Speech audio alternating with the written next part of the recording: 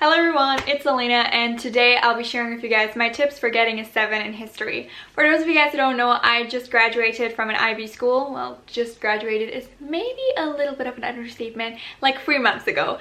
But I got a 7 in history and I thought I'd share with you guys what I did in order to get that grade. My first tip is to follow the Bibles. Now you're probably thinking like, what? This is not religious studies. No, I don't mean the Bible. I mean the Bibles that a teacher wrote for students who are studying history HL or SL. So what exactly are these? Okay, so my teacher actually wrote these Bibles and I have both of them linked below. So they're just called like the paper 1 Bible and the paper 2 and 3 Bible. And basically what they do is they give you an instruction on how to write these papers. And if you follow these Bibles, you will definitely score high on your papers.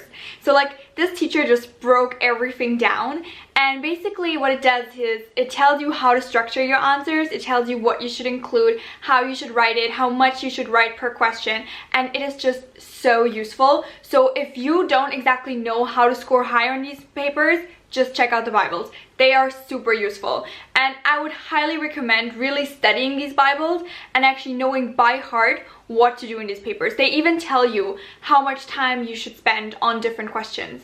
So if you want to go into an exam being really prepared and knowing how to ace that exam, the Bibles are your new best friends. My second tip is to really make history a priority, and I think this is really important, and a lot of people actually forget about that. So what I would recommend is write down all your subjects and then allocate how much hours you're going to spend on these in a given week. And this is really important. And then also keep in mind which ones are your standard level subjects, which ones are your higher level subjects, which subjects are easier for you, which ones are harder for you. And even if history is a little bit easier for you, you should still spend more time on it than you spend on any of your SLs. Because after all, it is a higher level subject for you, so you should spend more time on it. And if you're done earlier with something, then just use the given time that you still have in order to study for the subject. Especially for history, it is really important that you make study notes, and that's why you need a lot of time over the week in order to write down your notes. Because if you think you're gonna write all your notes during your study leave in your second year, well, that is not gonna happen, because you cannot write down like 300 years of history in different countries in like 2 weeks and still learn it and prepare for your other 5 subjects. That's just not gonna work. So don't count on those 2 weeks of study leave if you even get 2 weeks. So better prepare in order to not having to write any of your notes during study leave. That is really a relief, so do that. And regarding how much time you should allocate to history in a week, I can't give you like a given amount that you can study for and then you're gonna have a 7, because everybody's a little bit different and everybody has a different skill level at history, so I can't exactly say how much you need to do, but I think you need to do at least 5 hours a week, and that's like a bare minimum if you're studying history HL. But you're probably going to have to do more. But that really also depends on your history teacher and how much homework they give, because if they just give you like tons of homework, you'll obviously have to allocate more hours to it, because you also need to write your study notes. And talking about study notes, it is also really important that you actually have a plan of which units of the course you have already written your notes for and which ones you still need to do them for. Because you don't want to be that person that sits there at study leave and is like, okay, so I have like a bunch of notes and I guess they cover the entire syllabus, but I don't really know. Because that is not a good idea, because you don't want to open up your exam booklet and be like, I have never even heard of this topic because I did not study it. That is just terrible. So what you should do is you should print out your entire syllabus and then just, you know, use a highlighter and highlight every part of the syllabus where you already have notes on. And if your entire syllabus is highlighted, then you've done your job and all your study notes are done. If you don't know which parts of the history syllabus your class is studying, talk to your teacher. They should be able to give you the entire outline of the syllabus points that you are studying. And you really need to study all of them for history, because the papers can be on literally any of these bullet points in the syllabus, and you are not going to have endless options in these papers. So make sure that you really know which points you have to study and that you study them all. Don't think you can outsmart the IB and be like, oh, that topic was on the paper like 5 times, so it's not going to be there for a 6th time. No, don't take the risk. It's your final exam. You do not want to be in the exam and be like, damn, I really got this wrong, because that would not be great. Now my next tip is to have historiography for all your bullet points. Now you're probably thinking like, wait, I'm supposed to remember all these dates and historiography for all of it? Like, no, don't worry. here's what you do. You need to know which historians wrote on which topic, and don't just pick like a super random historian that no one ever heard of. Pick like, you know, the more famous ones on the issues. So if you're, for example, studying Nazi Germany, you probably want to name drop Goldhagen somewhere in there because, well, he's a really famous historian on the topic. But now you're probably thinking, well, I cannot remember quotations on all of that. So first of all, you don't need to quote the historians, okay? It's enough if you paraphrase and if you just have their opinion. And what is really great is if you know where there are areas of debate and if you have historians from the different groups and you can explain. So for example, historian A thinks that this was the main cause of that civil war, whereas historian B argues that this factor was actually more significant for the outbreak of the war. Now, one thing when it comes to historiography that a lot of students do is they name drop schools of thought like revisionism and the orthodox school of thought and whatever, and they actually have no clue what it means. Now, you can totally do that, not the thing with not knowing what it means, but, you know, saying, well, there is an orthodox school of thought regarding this event, and here is what they argue. So sometimes you actually don't need to know a particular historian. It's enough if you know what a school of thought thinks about that. And so, for example, you can then compare orthodox school of thought versus revisionist school of thought on a particular event. If you know what they actually think of that event, great. But don't just name drop these things if you have no clue what they mean. Because your examiner is going to read this and is going to be like, what the hell did this student do? This is just a mess.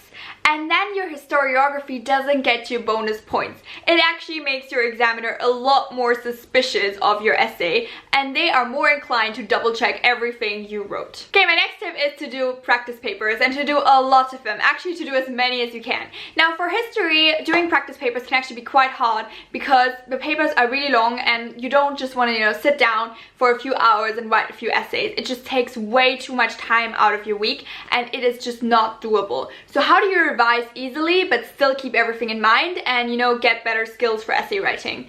I would highly recommend writing outlines. Just the outline for an essay, and then take a look at it and think about, is this argument solid? Do I have historiography in there? Is my introduction good but short? Do I have a solid conclusion? Stuff like that. And with these outlines in mind, then going into your exam, you actually know how to plan. Because a lot of students actually struggle with the planning part, because you don't want to sit there and plan for like 20 minutes and then realize, oh my god, I actually only have 25 minutes for my essay. That is just not great. So you really need to learn how to plan in like 5 minutes. So, you know, take your phone, put on a timer for 5 minutes and plan. So if you just write 2 outlines a week and you just do that for like 10 minutes, then, you know, at the end of the year, you're actually going to be like the best at writing outlines because you have timed yourself every time and you will write a super fast outline that's going to be really solid, and that's the perfect game plan for an essay. So, you know, it really starts with the outline. If your outline is crap, your essay is going to be crap. Now, my last tip concerns one thing that is graded in History HL, where every student should theoretically get a 7 on. What am I talking about? The internal assessment. Because you have literally 2 years to write that internal assessment that is like 2,200 words long. And you know, 2,200 words sounds like a lot, but when you start writing it, you're actually like, whoa, this is really short. So yeah, it's not that hard to write it and research it. And you know, you can write it on literally any topic. So just write it on something you're actually interested in and you are good to go. Now, why do I think everybody should get a 7 on this? Well, because you have 2 years time for it. You're not under time pressure. You can have 20 people proofread it. You know, you can do your research over the summer. You can literally take 6 weeks just to write that internal assessment. So why are you not taking that time? Many of my peers actually tried writing their IA in like a day. And I'm like, well, hello? You know, like, why are you doing this? Like, you had so much time for it. So if you're a History HL student, I would recommend, you know, taking even just a week out of your summer. Like, a week is actually already a lot to write that internal assessment. You know, so you go to the library for like 3 days and you read a lot of books on your paper. You maybe want to visit an archive and then you write down everything from your research.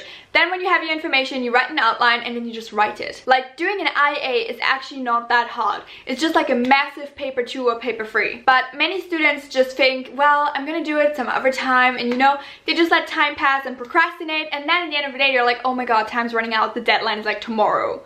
and then your IA is not going to be great. But your IA can actually be your savior, because if you mess up on one of the papers in your finals, but your IA is a 7, it can actually still pull you up and you can still get a 7 in history. So treat that IA as something that is actually there to help you. Now, if you're like, okay, so I have my time plan here for my IA and I really have enough time to write it, but I don't know how to write it. Well, don't worry, I got you. I wrote you guys a little guide on how to write a perfect IA, and I actually used a lot of the advice that my teacher gave me, because I think he just gave me amazing advice for the IA, and I thought I'd share some of that with you guys.